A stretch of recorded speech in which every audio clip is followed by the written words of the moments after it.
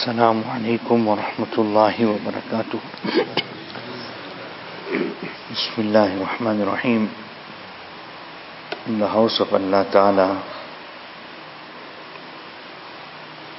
we should behave with the utmost respect. So much so that if people are reading Salah, then we must not even read Quran Sharif loudly. Even Quran Sharif must not read loudly if people are reading namaz. If it is not a namaz time and we are sitting in the masjid, we are alone or something, and we read Quran Sharif loudly, then there is no problem. But if it is a salah time or somebody has come into the masjid, we can be reading Quran. Maybe we were sitting alone and we are reading Quran Sharif aloud. And somebody came into the masjid and they came to read namaz. So immediately we must read silently. So when this is the rule with regards to the masjid, that a person must not even read Quran Sharif loudly, then what will be the situation if somebody is talking? Somebody is talking worldly affairs and other people are reading Salah. So we must be very, very careful that in the house of Allah Ta'ala we behave in an appropriate manner. And if we really have to talk, we really have to tell somebody something, then go outside. Don't make a din in the masjid. And sometimes we think we're talking softly. 3 people, 4 people talking softly becomes loudly. Each person is whispering and becomes loudly. And even if we are whispering, or 2, 3 people sitting and they're discussing something. Now imagine the person trying to read namaz behind us, 2 safs behind us, a saf behind us. That person is going to get disturbed. So in the house of Allah Ta'ala, we must connect ourselves with Allah. We must be in some type of ibadat. Either we are reading namaz, or we are in dhikrullah, or we are making tilawat of Quran Sharif. Engage ourselves in some type of ibadat. And as I said, if we really have to talk something important or something, and we know now that a question and answer session is going to take place, one is you just came to tell somebody by your car lights are on. So that's fine. Person can go off his car lights. But where we know now that if I'm going to tell this person something, he's going to ask me something, I have to explain something else, then rather take the person and go outside and then ask whatever we want to ask and discuss whatever we need to discuss. There are some elder people, I was explaining to the students also this morning, that habits that we get rid of, evil habits, we get rid of it when you are younger is easier. After that, when we get old, then to try and get rid of it is very hard. For example, if a person is vulgar, a person has got a habit of being vulgar. So when he's young, he can get rid of it. Because he's frightened, parents may hear him, this one elder may hear him, somebody may hear him. He's got a lot of things that can stop him. In certain environments he can't swear because there are elder people there, etc. Even if he wants to swear and talk, he can't swear and talk. Right? So it's easier for him to give it up. And that habit hasn't become so embedded in him that he can't throw it away. But now when the person is 40 years old, 50 years old, 60 years old, and if when he was young he never got rid of the habit, now at that age he will continue with that habit. And now there's no elders there in front of him. He's an elder, but a swearing elder. He's swearing. So I was explaining to them that I was traveling with some people and we had to meet a certain person to fetch something from this person. And this person is an elder person, elderly person. He wears kurta also, mashallah, topi also, beard also, So, they are meeting the person for the first time.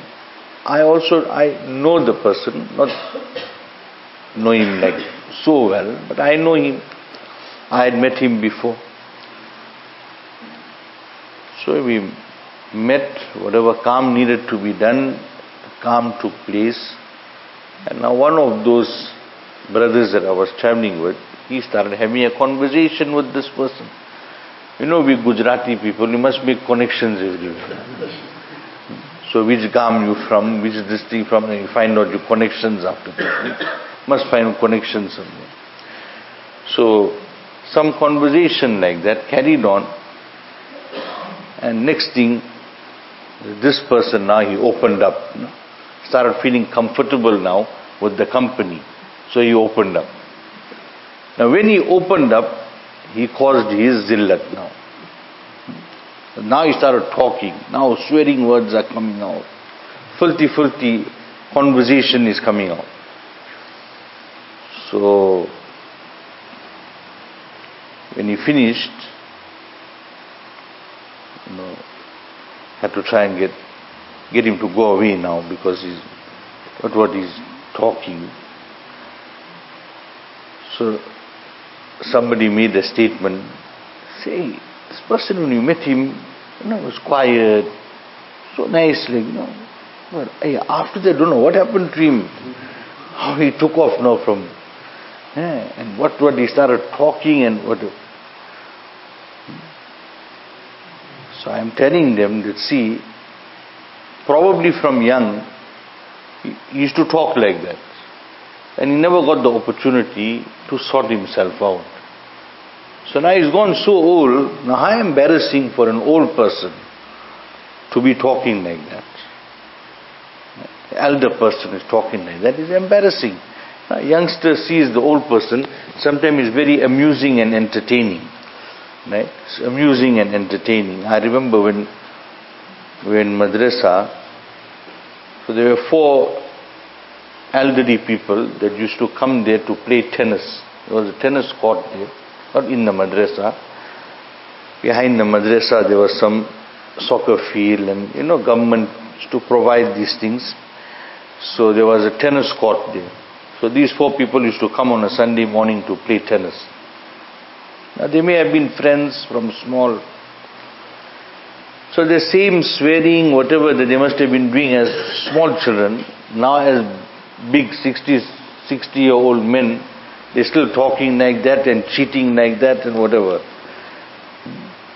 So it's very amusing for a young person to see the old people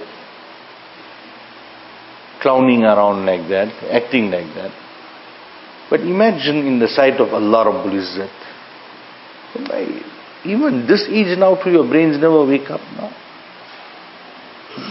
This age also now, you're going grey, you're almost going in your qabr, and still your brains to never wake up now still.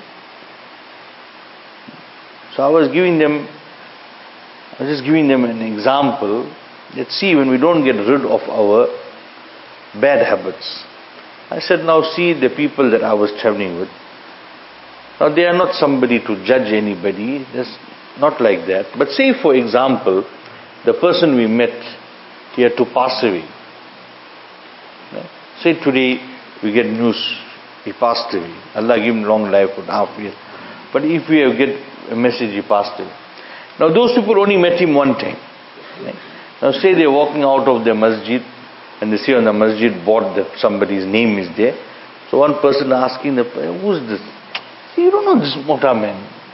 We met him there, he was talking all that funny thing, swearing, and now how will you be remembered?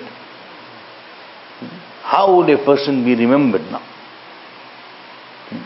Whereas, so many times you go, I think I was traveling one time with some brothers from here, and we went to meet Dr. Ismail Mangera Sahab, who lives there in Gauteng province. So we popped in there. So we went there to meet him, just to make mulaqat, take his du'as. So when we went there, now he gave advices. You meet the person, he shares some good advices with you. Now tomorrow, if somebody has to talk about him, say, yeah man, hey, that Dr. Sahib, we went to meet him, he's a doctor, but he looks like a Moulana. You know how well he received us. This is what he said. So these evil habits that, we have to get rid of. Sometime a person in school, he likes to be a wisecrack. Loud mouth, wisecrack, disrupt the class. So when he gets older too, he still performs like that.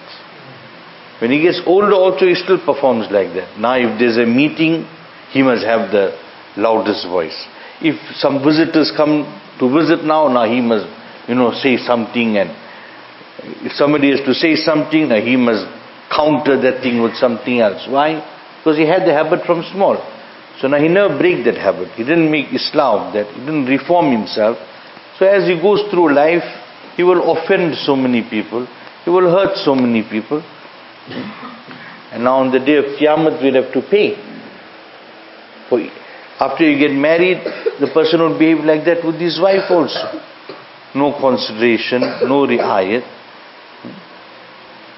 So when we talk about Islah, Allah Ta'ala give me tawfiq first. But this is what it is, that all these evil habits, they need to be broken. We have to give up these evil habits.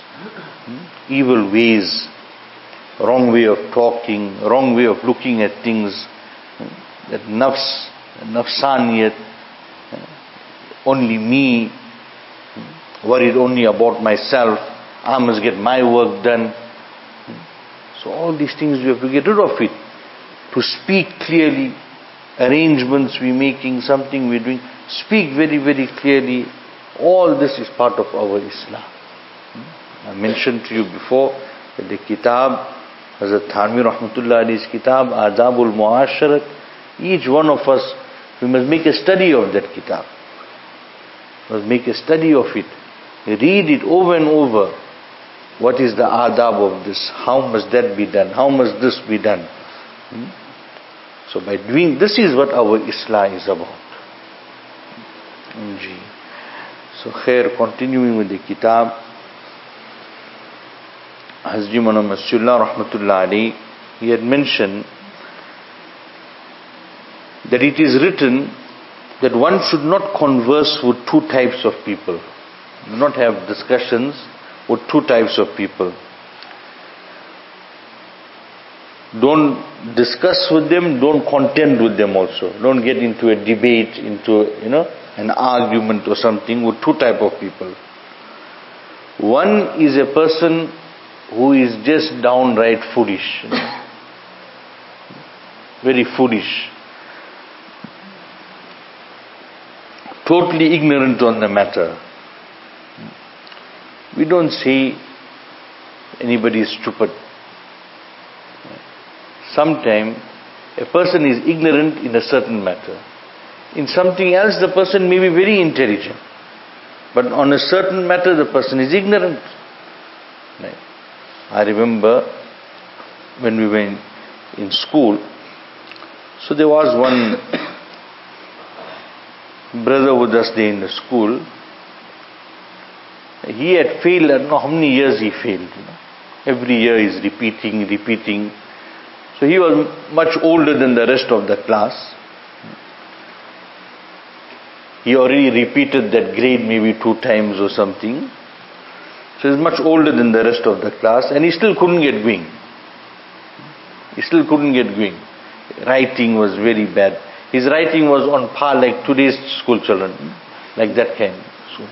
Because today they don't worry about writing. Today the first thing they teach the children is how to write like a doctor from grade 1. This is how doctors write, that they write in a way that you mustn't be able to understand. Even doctors, I don't know whether there's a special subject to teach doctors how to write.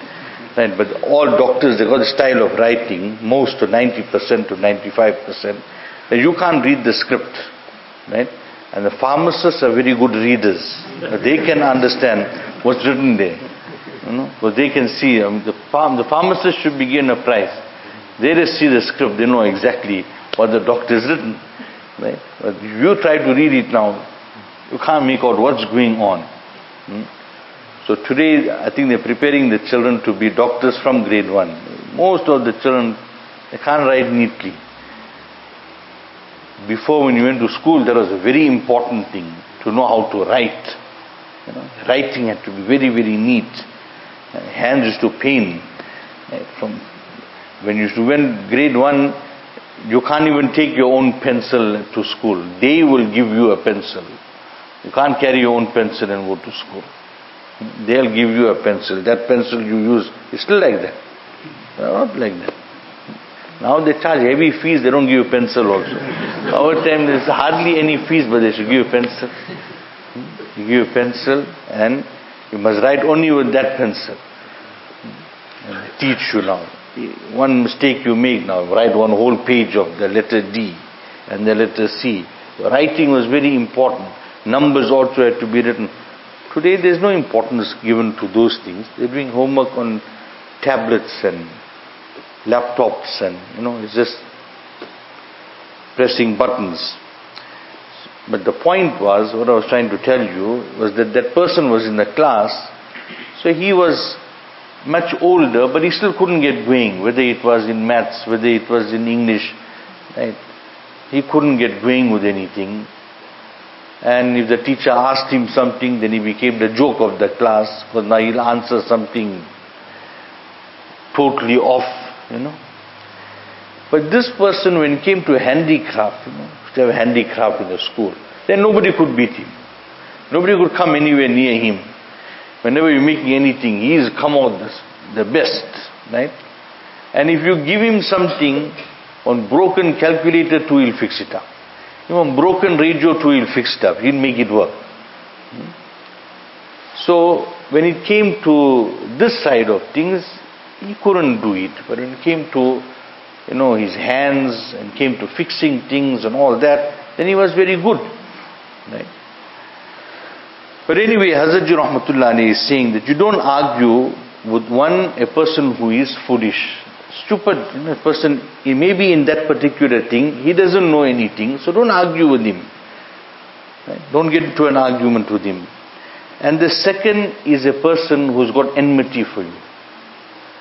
The person who has got enmity for you, don't get into a discussion and an argument with him.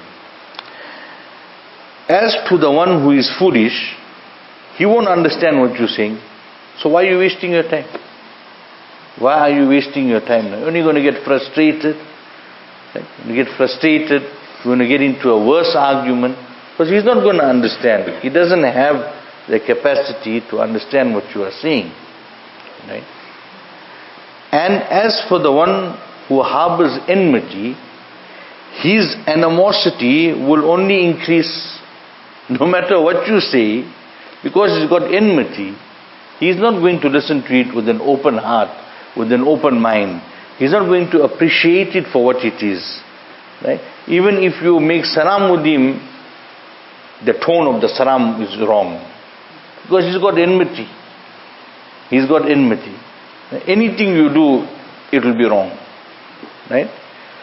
So now his enmity will increase to the point that he will want to harm you also. He will want to harm you. You have now brought trouble on yourself. Why did you debate with him? His hostility has increased when it becomes apparent and it is proven that the person is not a talib. He's not a seeker. He's not asking because he wants to seek the way to Allah Pak, or he really wants to know this masla. He's not asking for that reason. Right? Today it is so sad. But we mustn't do this. We mustn't do this type of thing. Right? You see, sometimes what happens, two people, they're going into a business transaction. Right? One person is selling something, the other person wants to buy the item, so they're going into a business transaction. So now, they say, no, we enter this transaction, but we're going to go to a certain person to witness it. Right? He must be the witness to the transaction. So up to that point is very good.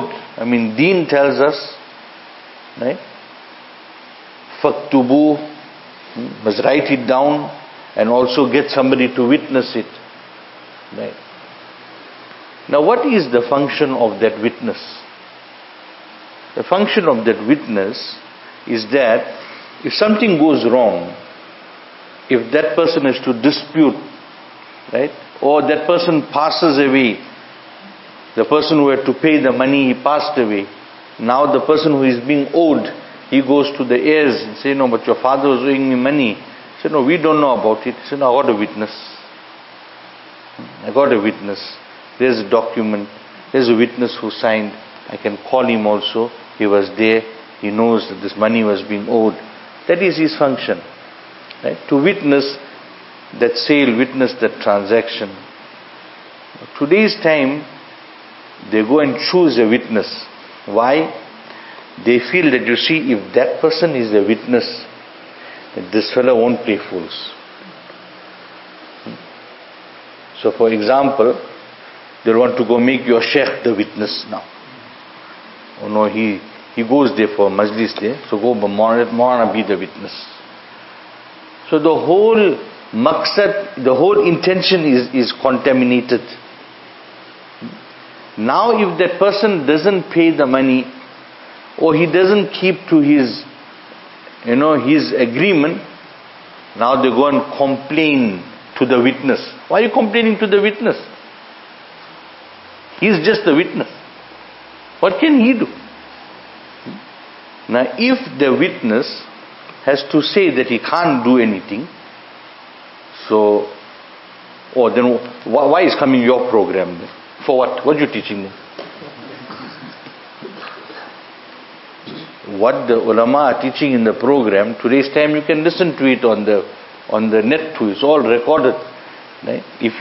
Which day the alim told the people that, you must enter into transaction and mustn't pay.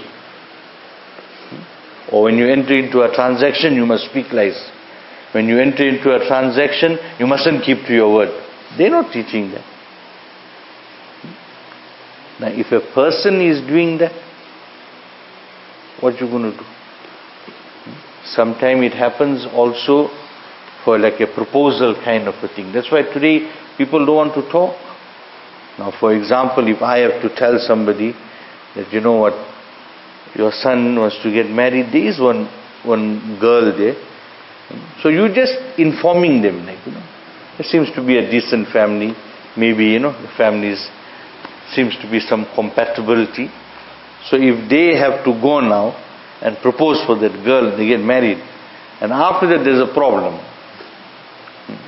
Now they come back to that, you told us must go there, now you sort the problem out. Right? That's why today people don't like to help. People don't even want to put a word. If somebody wants to buy goods too, somebody wants to open a shop, people are frightened to even put a word to.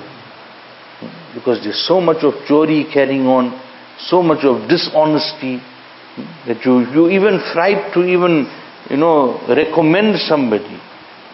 If somebody is looking for a job too, you recommend, you say, all right, never mind, give him a job there. Now he goes there to work and he calls you, they come by you after that. So khair, but the point here, Hazrat Rahmatullah alayhi, what he is saying, that when it is proven that a person is not a talib, he is not a seeker of haqq, he is not seeking haqq, and he even has a bit of enmity in him, then don't have discussions with such a person. So two types of people. One is a person who is foolish on the topic. He doesn't know. Right? He doesn't know that subject. He doesn't know anything about it. So where are you entering into a debate with him now? You're just wasting your time, because he won't be able to understand the concept. Right? Somebody is an accountant now, chartered accountant or something. Right? And another person, he doesn't understand anything about accounting. Now he wants to argue with a chartered accountant that what you're doing is wrong here. How you're doing these books is wrong. So what the chartered accountant must do? So shukriya. No. Jazakallah. Thank you very much. What else you must do? وَإِذَا خَاطَبَهُمُ الْجَاهِلُونَ قَالُوا سَلَامًا. Yes. Oh, all right. Oh, very good. Jazakallah. Right?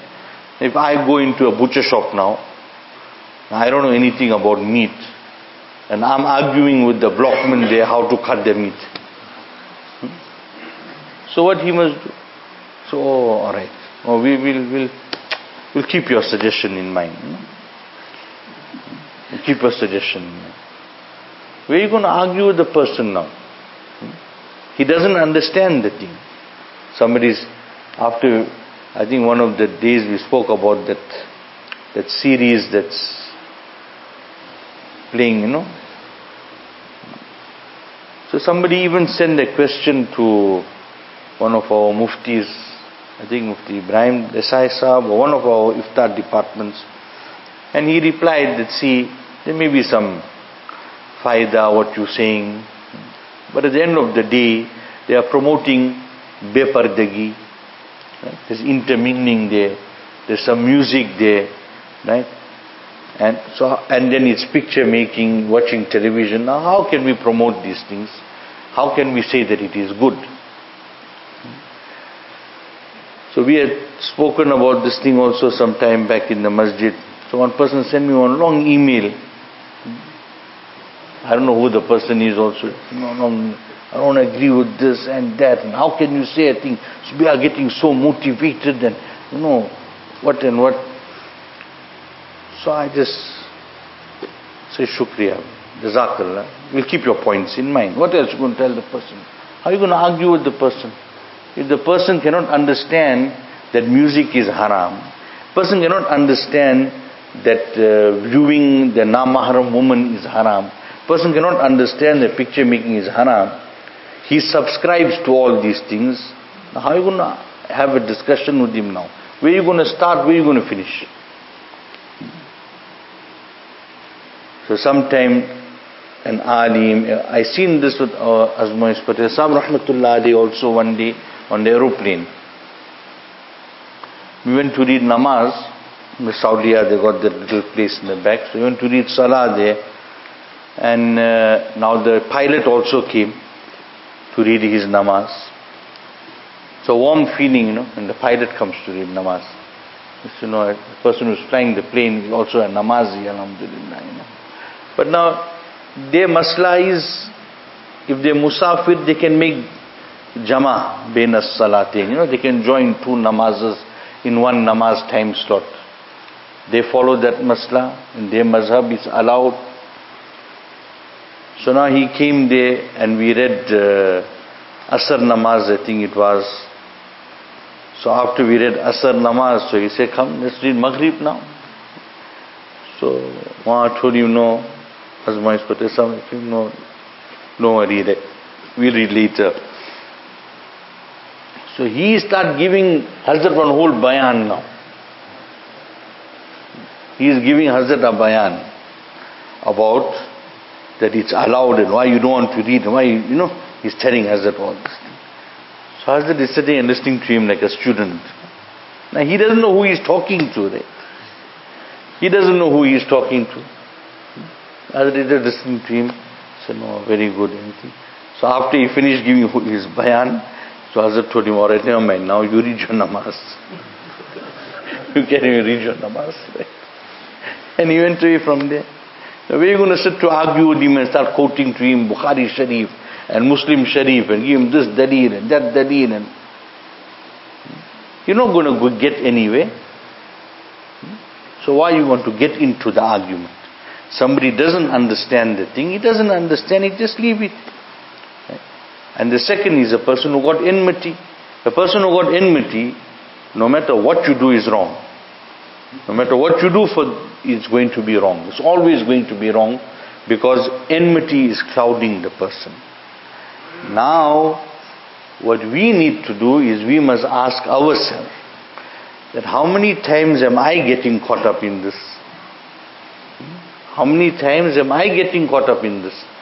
How many times am I arguing a point with regards to something that I got no knowledge of? How many times I am arguing a point with regards to something that I got no knowledge of? Right? How many times I am only criticizing, I'm only finding fault because I got enmity. Just because I got enmity for a person, that's why I'm finding fault, that's why I'm criticizing. We need to check in ourselves that we mustn't behave like this. The point, always remember, our Azuma Abdullah Magdasa Naun Barakatuh also, he always mentions this thing in the majlis, that when we sit for this type of a program, then we must always regard that I am being addressed. I am being addressed. Not while we're sitting and something is spoken, now we start, oh, that fella is like that, yeah. That fella is like that.